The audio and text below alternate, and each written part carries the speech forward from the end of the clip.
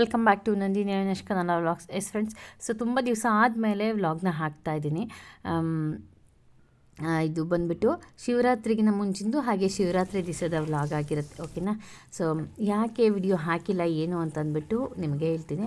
ಅದಕ್ಕೆ ಮುಂಚೆ ಇವತ್ತು ಬಂದುಬಿಟ್ಟು ಬೆಳಗಿನ breakfast recipe white sauce pasta ಮಾಡ್ತಾಯಿದ್ದೀನಿ. ಸೊ ಅದರದ್ದೊಂದು ಕ್ವಿಕ್ಕಾಗಿ ರೆಸಿಪಿ ನೋಡಿಕೊಂಡು ಬರೋಣಂತೆ ಬನ್ನಿ.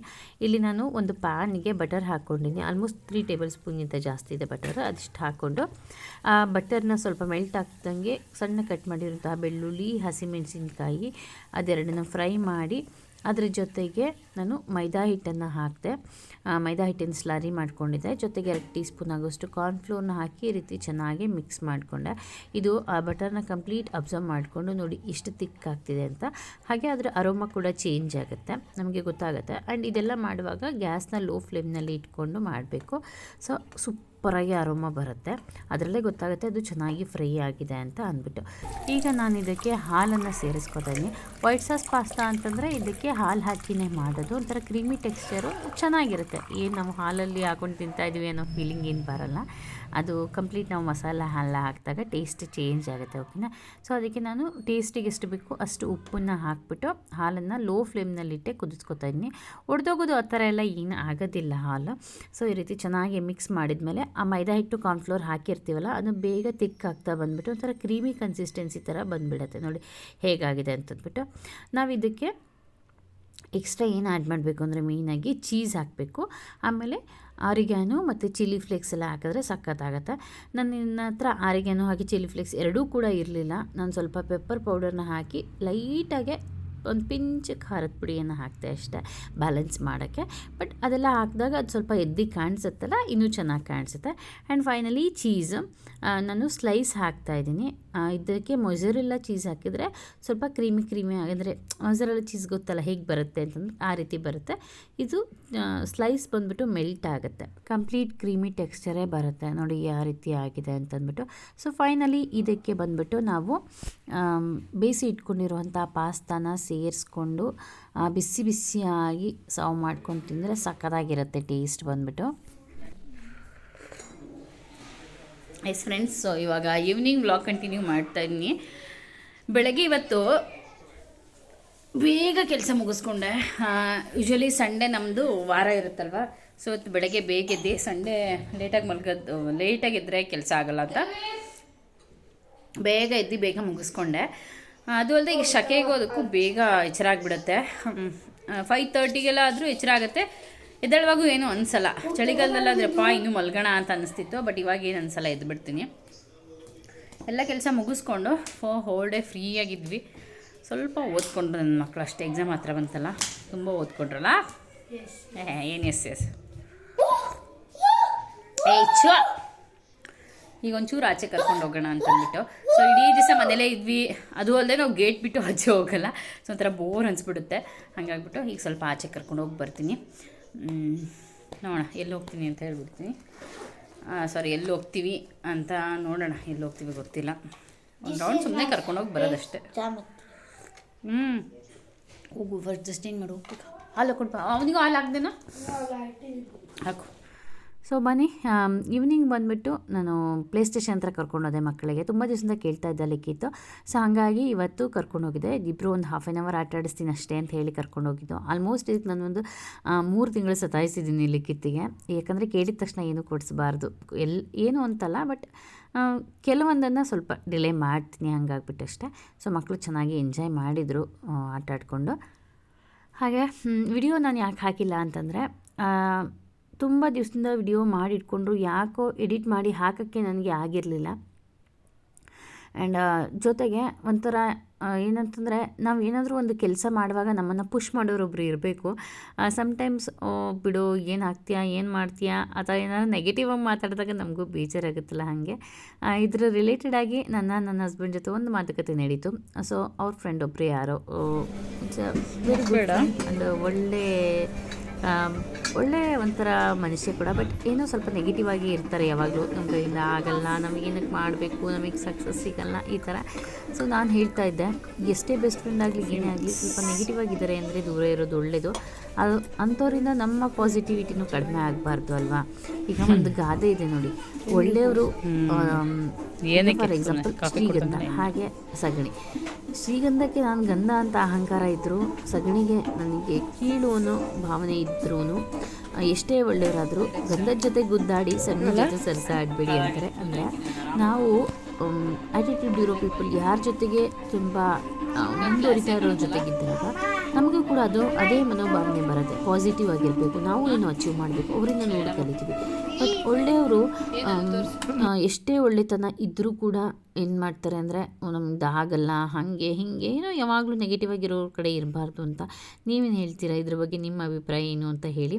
ಆ್ಯಂಡ್ ಇದು ಬಂದುಬಿಟ್ಟು ಇಂಡಿಯಾ ಪಾಕಿಸ್ತಾನ್ ಮ್ಯಾಚ್ ಆದಾಗ ಕೊಹ್ಲಿ ಬರೀ 20ನೇ ಬರ್ತಿದೆ ರೆಕಾರ್ಡ್ ಮಾಡಾಗ. 51st 52nd ಸೆಂಚುರಿನೇನೋ ಸಖತ್ ಸೆಲೆಬ್ರೇಷನ್ ಮಾಡಿದ್ರು ನಮ್ಮ ಮನೇಲಿ. ಸ್ಟೈಲ್ ನೋಡು, ಸ್ಟೈಲು. ಸುಂದ್ರಿ ಸ್ಟೈಲ್ ನೋಡು, ಸ್ಟೈಲು ಎಷ್ಟು ಸ್ಟೈಲ್ ಮಾಡ್ತಾಳೆ. ಅಮ್ಮ ಅದು ಯಾರು? ಅವ್ರು ಯಾರು? ಯಾರವರು? ದೇವ್ರ ದಾದ. ಅವ್ರು ಯಾರು? ಅವ್ರು ಯಾರು?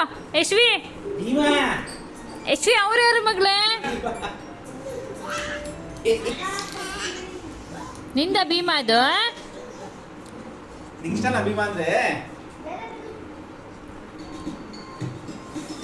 ಯಶ್ವಿ ಸುಂದ್ರಿ ಇಲ್ಲಿ ನೋಡೆ, ನಂಗೆ ನೋಡೆ.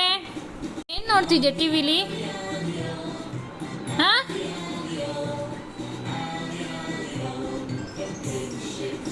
ಬಿಟ್ಟು ಅದರ ನೆಕ್ಸ್ಟ್ ಡೇ ನನ್ನ ತಂಗಿ ಬಂದಿದ್ಲು ಊರಿಂದ. ಅಪ್ಪ ಹೋಗಿದ್ರಲ್ಲ, ಅವ್ರ ಜೊತೆಗೆ ಬಂದಿದ್ಲು. ನನ್ನ ತಂಗಿ ಮಗಳು ನೋಡಿ ಎಷ್ಟು ದೊಡ್ಡಳಾಗ್ಬಿಟ್ಲು. ಮೊನ್ನೆ ಹುಡ್ದಂಗಿದೆ.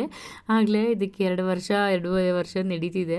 ಈಗ ಸ್ವಲ್ಪ ಮಾತಾಡೋದು ಕಲ್ತಿದೆ. ಸ್ವಲ್ಪ ಲೇಟಾಗೇ ಮಾತಾಡಿದ್ಲು, ಬಟ್ ಈಗ ಚೆಂದ ಎಂಜಾಯ್ ಮಾಡ್ತಾಳೆ. ಅವಳು ಬಂದಿದ್ದಕ್ಕೆ ನನ್ನ ಮಕ್ಕಳು ಕೂಡ ಶಿವರಾತ್ರಿ ಹಾಲಿಡೇಸ್ ಇತ್ತಲ್ಲ, ಸೊ ಹೋಗ್ತೀವಿ ಅಂತಂದರು. ಬಿಟ್ಟು ಬರೋಣ ಅಂತ ಬಂದಿದ್ವಿ. ಅವಳದು ಡ್ಯಾನ್ಸ್ ಏನು ಕೇಳ್ತೀರಾ, ಕಂಟ್ರೋಲೇ ಇಲ್ಲ.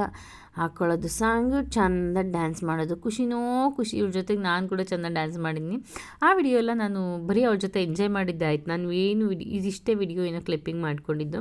ಅವಳ ಜೊತೆ ನಾನು ಡ್ಯಾನ್ಸ್ ಮಾಡಿದ್ದು ಅದೆಲ್ಲ ಬಂದುಬಿಟ್ಟು ನನ್ನ ತಂಗಿ ಆಲ್ರೆಡಿ ಅಪ್ಲೋಡ್ ಮಾಡಿದ್ದಾಳೆ. ಅದರ ವಿಡಿಯೋ ಲಿಂಕ್ ಹಾಕಿರ್ತೀನಿ ಡಿಸ್ಕ್ರಿಪ್ಷನಲ್ಲಿ, ಚೆಕ್ ಮಾಡಿ. ಸಕ್ಕದಾಗೆ ಎಂಜಾಯ್ ಮಾಡಿಕೊಂಡು ನಾನಿಬ್ಬರು ಮಕ್ಕಳನ್ನು ಕೂಡ ಅಲ್ಲೇ ಬಿಟ್ಟು ಬಂದ್ವಿ. ಹಾಗೆ ಇದು ನೆಕ್ಸ್ಟ್ ಡೇ ಶಿವರಾತ್ರಿ ದಿವಸ. ಶಿವರಾತ್ರಿ ಅಂತಂದರೆ ಉಪವಾಸ ಎಲ್ಲ ಇದ್ದೇ ಇರುತ್ತೆ. ನಮ್ಮ ಮನೆಯಲ್ಲಿ ಅದು ಹೇಳ್ತೀನಿ ಅದೇನು ಅಂತಂದ್ಬಿಟ್ಟು. ಸೊ ಬನ್ನಿ ಇವಾಗ ಶಿವರಾತ್ರಿಗೆ ನಾರ್ಮಲಾಗಿ ಏನು ಪ್ರಿಪೇರ್ ಮಾಡ್ತೀವಿ ಅಂದರೆ ಕೋಸಂಬರಿ, ಪಾನಕ ಇದೆ ಅಲ್ವಾ, ಅದನ್ನು ನಾನಿಲ್ಲಿ ಮಾಡ್ತಾಯಿದ್ದೀನಿ. ತುಂಬ ಕಡಿಮೆ ಕ್ವಾಂಟಿಟಿಲಿ. ಇಲ್ಲಿ ವಿಡಿಯೋನಲ್ಲಿ ನೋಡಲಿಕ್ಕೆ ನಾನು ಝೂಮ್ ಮಾಡಿ ವಿಡಿಯೋ ಕ್ಯಾಪ್ಚರ್ ಮಾಡೋದ್ರಿಂದ ದೊಡ್ಡದಾಗಿ ಕಾಣ್ತಿದೆ, ಬಟ್ ತುಂಬ ಕಡಿಮೆ ಕ್ವಾಂಟಿಟಿಯಲ್ಲಿ ಕೋಸಂಬರಿ ಹಾಗೆ ಪಾನಕ ಎಲ್ಲ ಮಾಡಿದ್ದೀನಿ. ಒನ್ ಟೈಮ್ ನಾನು ನನ್ನ ಹಸ್ಬೆಂಡು ಅದನ್ನ ತೊಗೊಂಡ್ರೆ ಖಾಲಿ ಆಗಬೇಕು ಆ ಥರ. ಯಾಕಂದರೆ ಇಬ್ಬರೇ ಇರೋದ್ರಿಂದ ಮನೇಲಿ ಟೈಮಿಗೆ ತಿಂದರೆ ಮತ್ತೆ ತಿನ್ನೋಕ್ಕೆ ಆಗಲ್ಲ. ಹಾಗಾಗ್ಬಿಟ್ಟು ಸ್ವಲ್ಪ ಮಾಡಿದ್ದೆ. ಆ್ಯಂಡ್ ಒಂದು ಪುಟ್ಟು ಕಲ್ಲಂಗಡಿ ಹಣ್ಣು ತರಿಸ್ಕೊಂಡಿದ್ದೆ. ಮಕ್ಕಳು ಇರಲಿಲ್ವಲ್ಲ, ಜಾಸ್ತಿ ಖಾಲಿ ಆಗಲ್ಲ ಅಂತಂದ್ಬಿಟ್ಟು. ಸೊ ಅದಿಷ್ಟನ್ನೆಲ್ಲ ಕಟ್ ಮಾಡಿ ದೇವರಿಗೆ ನೈವೇದ್ಯ ಇಟ್ಟು ಪೂಜೆ ಮಾಡಿದ್ದಾಯಿತು.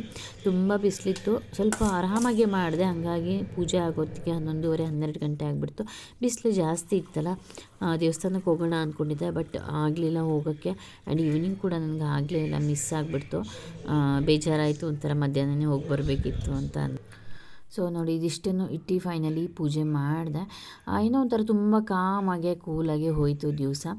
ಆ್ಯಂಡ್ ಸಮಾಧಾನವಾಗಿ ಕೂತು ದೇವ್ರ ಹತ್ರ ನಾರ್ಮಲಾಗಿ ಯಾವುದೇ ಹಬ್ಬ, ಸ್ಪೆಷಲ್ ಏನೇ ಇವೆಂಟ್ ಹಬ್ಬಗಳಾಗಲಿ ವಾರಗಳಾಗಲಿ ನಾನು ಅಷ್ಟೋತ್ತರಗಳನ್ನ ಓದ್ತೀನಲ್ಲ. ಸೊ ಇವತ್ತು ಕೂಡ ಶಿವನ ಅಷ್ಟೋತ್ತರ ಪಠಣೆ ಮಾಡಿಬಿಟ್ಟು ಸಮಾಧಾನವಾಗಿ ದೇವ್ರ ಪೂಜೆ ಎಲ್ಲ ಮುಗಿಸ್ಕೊಂಡೆ. ಒಂಥರ ಚೆನ್ನಾಗಿ ಹೋಯಿತು ದಿವಸ. ಎಸ್ ಫ್ರೆಂಡ್ಸ್, ಸೊ ಇವಾಗ ಪೂಜೆ ಮುಗೀತು. ಮನೆಯೆಲ್ಲ ಒಂಥರ ತಣ್ಣಗಿದೆ ಅಂತ ಅನಿಸ್ಬೋದು ನಿಮಗೆ. ಸೊ ತಣ್ಣಗೆ ಅಂದರೆ ಮಕ್ಕಳದ್ದು ಗಲಾಟೆ ಇಲ್ಲ. ಈಗ ಅವರಿಗೆ ಅವ್ರ ಸ್ಕೂಲಲ್ಲಿ ಎಕ್ಸಾಮಿನೇಷನ್ ಸೆಂಟರ್ ಇರೋದ್ರಿಂದ ಅವರಿಗೆ ರಜಾ ಬರ್ತಿದೆ. ನೆನ್ನೆ ಕೂಡ ಹಾಲಿಡೇ ಇತ್ತು, ಯದುವೀರಿಗಿತ್ತು ಹಾಲಿಡೇ. ನಾಳೆ ಹಾಫ್ ಡೇ ಇದೆ ಯದುವೀರಿಗೆ. ಮತ್ತು ನಾಳೆ ಲಿಖಿತಿಗೆ ಕ್ಲಾಸಸ್ ಇಲ್ಲ. ಸೊ ಹಾಗಾಗಿ ಅಮ್ಮನ ಮನೆಗೆ ಕಳಿಸ್ದೇನಕ್ಕಿಂತ ನನ್ನ ತಂಗಿ ಬಂದಿದ್ದಾಳೆ. ಪಾಪು ಜೊತೆ ಆಟಾಡೋಕ್ಕೆ ಸಖತ್ ಇಷ್ಟ ಅಲ್ಲ ಅವರಿಗೆ. ಅದಕ್ಕೆ ನಾವು ಹೋಗ್ತೀವಿ ಅಂತಂದರು. ನೆನ್ನೆ ಹೋಗಿ ಬಿಟ್ಟು ಬಂದಿದ್ದು. ಸೊ ಹಾಗೆ ಸೊ ಒಂಥರ ಒಬ್ಬಳೇ ಹಬ್ಬ ಮಾಡ್ತಾಯಿದ್ದೀನಿ, ಏನಂತ ಇದೋ ಗೊತ್ತಿಲ್ಲ. ಸೊ ಇವಾಗ ಬೆಳಗಿಂದ ನಾನು ಏನೂ ತಿಂದಿಲ್ಲ, ಶಿವರಾತ್ರಿ ಉಪವಾಸ. ನಮ್ಮ ಮನೆಯವ್ರ ಕಡೆ ಏನಿಲ್ಲ ಅದೆಲ್ಲ, ಬಟ್ ಅಮ್ಮನ ಮನೆಯಿಂದ ನಮಗೆ ಮಾಡಿ ರೂಢಿ ಅಲ್ಲ ಉಪವಾಸ ಎಲ್ಲ, ಹಾಗಾಗ್ಬಿಟ್ಟು ನಾನು ಮಾಡ್ತೀನಿ, ಎಷ್ಟಾಗುತ್ತೆ ಅಷ್ಟು ಮಾಡ್ತೀನಿ ಅಷ್ಟೇ. ನೈವೇದ್ಯಕ್ಕೆ ಇದರಲ್ಲಿ ಇಟ್ಟಿದ್ದೆ, ಇದು ಕಾಫಿ ಫಿಲ್ಟರ್ ತೊಗೊಂಡಿರೋದು ಹೊಸದು, ಅದೇನು ಸ್ಟೀಲ್ ಲೋಟದಲ್ಲಿ ಇಡೋಕ್ಕೆ ಯಾಕೋ ಮನಸ್ಸಾಗಲಿಲ್ಲ. ಸೊ ಹಂಗಾಗಿ ಈ ಕಾಫಿ ಫಿಲ್ಟರ್ದೇನಿದೆ ಇದನ್ನು ನೈವೇದ್ಯಕ್ಕೆ ಮೀನ್ಸ್ ಪಾನಕ ಹಾಕಿಡೋಕ್ಕೆ ಅಂತ ತೊಗೊಂಡಿದ್ದೆ. ಸೊ ಇವಾಗ ಸ್ವಲ್ಪ ಪ್ರಸಾದ ತಿನ್ಕೊಳ್ಳೋಣ. ಖಂಡಿತ ಉಪವಾಸ ಮಾಡಬೇಕು ಅಂತ ಒಂಥರ ಮನಸ್ಸಲ್ಲಿ ಬಂದಿರೋದಕ್ಕೆ ಅದು ಹಸಿವು ಆ ಥರ ಎಲ್ಲ ಏನೂ ಫೀಲ್ ಆಗ್ತಾ ಇಲ್ಲ. ಆ್ಯಂಡ್ ಇವಾಗ ಅದು ಸ್ವಲ್ಪ ಅಭ್ಯಾಸ ಆಗಿಬಿಟ್ಟಿದೆ. ಅಂದರೆ ತುಂಬ ಹೊತ್ತು ಅದು ತಿನ್ನಬೇಕು, ಕಂಟಿನ್ಯೂಸ್ ಆಗಿ ಏನಾದರೂ ತಿನ್ನಬೇಕು ಅಂತ ಏನೂ ಅನಿಸಲ್ಲ, ಹಂಗಾಗ್ಬಿಟ್ಟು. ಸೊ ಇದೆಲ್ಲ ಒಟ್ಟಿಗೆ ಮಿಕ್ಸ್ ಮಾಡಿಬಿಡ್ತೀನಿ, ದೇವಸ್ಥಾನ ಪ್ರಸಾದದ್ದು ಮತ್ತು ಮಿಕ್ಕಿರೋದು. ನಮ್ಮ ಮನೆಯವರು ಬಂದಮೇಲೆ ಅವ್ರಿಗೆ ಒಂಚೂರು ಕೊಡೋದು. ಹಾಗೆಯೇ ಹಬ್ಬ ಬೇರೆ ಇತ್ತಾ, ಸ್ವಲ್ಪ ಹಂಗಾಗ್ಬಿಟ್ಟು ಏನಾರ ಸ್ಪೆಷಲ್ ಮಾಡೋಣ ಅಂತ ಅನ್ನಿಸ್ತು. ಈ ಪಾಯಸ ಅದೆಲ್ಲ ಮಾಡಿದ್ರೆ ಖಾಲಿ ಆಗಲ್ಲ ಅಂತ ಗೊತ್ತಿತ್ತು ನನಗೆ, ಹಾಗಾಗಿ ಸೊ ಓಕೆ ಜಾಮೂನ್ ಮಾಡೋಣ ಅಂತ ಅಂದ್ಬಿಟ್ಟು, ಹಾಗೆ ಅದಕ್ಕೆ ಮುಂಚೆ ಈ ಕಲ್ಲಂಗಡಿ ಹಣ್ಣೆಲ್ಲ ಕಟ್ ಮಾಡಿ ಇಟ್ಬೇಡ ಅಂತ. ಅದು ಇಡೀ ಗಿಡಕ್ಕೂ ಬರೋಲ್ಲ, ಹೊರಗಿಡಕ್ಕೂ ಹಿಂಸೆ, ಹಾಗಾಗಿ ನಾನು ಕ್ವಿಕ್ಕಾಗಿ ಅದನ್ನೆಲ್ಲ ಕಟ್ ಮಾಡಿ ಬಾಕ್ಸಿಗೆ ಹಾಕಿ ಇಟ್ಕೊಂಡ್ಬಿಟ್ಟೆ. ಕಟ್ ಮಾಡಿದರೆ ಬೇಕಂದಾಗ ನಾನು ಕೂಡ ಪಟ್ಟು ಹಾಕ್ಕೊಂಡು ತಿಂದ್ಬಿಡ್ತೀನಿ, ಅದೆಲ್ಲೋ ಒಂದು ಟೈಮ್ ಸೇವಿಂಗ್ ಅಂತ ಅನಿಸುತ್ತೆ ನನಗೆ, ಆ ಟೈಮಿಗೆ ಕಟ್ ಮಾಡ್ಕೊಂಡು ತಿನ್ನೋಕ್ಕಿಂತ. ಸೊ ಅದನ್ನೆಲ್ಲ ಎತ್ತಿ ಪ್ಯಾಕ್ ಮಾಡಿ ಇಟ್ಟು ಇಲ್ಲಿ ಜಾಮೂನ್ ಮಾಡ್ಕೊಳ್ಳೋಣ ಅಂತ ಅದಕ್ಕೆಲ್ಲ ಪ್ರಿಪೇರ್ ಮಾಡ್ತಿದ್ದೆ. ಜಾಮೂನ್ನ ಮಾಡಿ ಫ್ರಿಜ್ಜಲ್ಲಿ ಇಟ್ಟು ಚಿಲ್ಲಾಗಿ ತಿನ್ನೋಕ್ಕೆ ನನಗೆ ನನ್ನ ಹಸ್ಬೆಂಡಿಗೆ ಇಬ್ಬರಿಗೂ ತುಂಬ ಇಷ್ಟ, ತುಂಬ ಚಿಲ್ಲಾಗಿ ತಿನ್ನೋಕ್ಕೆ ಇಷ್ಟಪಡ್ತೀವಿ. ಹಾಗಾಗಿ ಕ್ವಿಕ್ಕಾಗಿ ಒಂದು ಸ್ವಲ್ಪ ಅಂದರೆ ಒಂದು ಪುಟಾಣಿ ಪಾಕೆಟ್ನೇ ತೊಗೊಂಡು ಹಾಕಿ ಮಾಡಿದೆ ಜಾಮೂನ್ನ. ಸೊ ಚೆನ್ನಾಗಾಗಿತ್ತು. ಸೊ ಫೈನಲಿ ಇದಾಗಿತ್ತು ನಮ್ಮ ಹಬ್ಬದ ಸೆಲೆಬ್ರೇಷನ್ದು ವಿಡಿಯೋ. ಆ್ಯಂಡ್ ವಿಡಿಯೋ ಹೇಗಿತ್ತು ಅಂತ ಅಂದ್ಬಿಟ್ಟು ಕಮೆಂಟ್ ಮಾಡಿ ತಿಳಿಸಿ. ಹಾಗೆ ನಿಮ್ಮ ಲೈಫಲ್ಲಿ ಕೂಡ ಯಾರಾದರೂ ನೆಗೆಟಿವ್ ಪೀಪಲ್ ನಿಮ್ಮ ಸರೌಂಡಿಂಗ್ ಇದ್ದಾರೆ ಅಂದರೆ please stay away from those people. ಇದರಿಂದ ನಮಗೆ ಒಳ್ಳೆಯದು. ಓಕೆನಾ? Thanks for watching. ಬಾಯ್.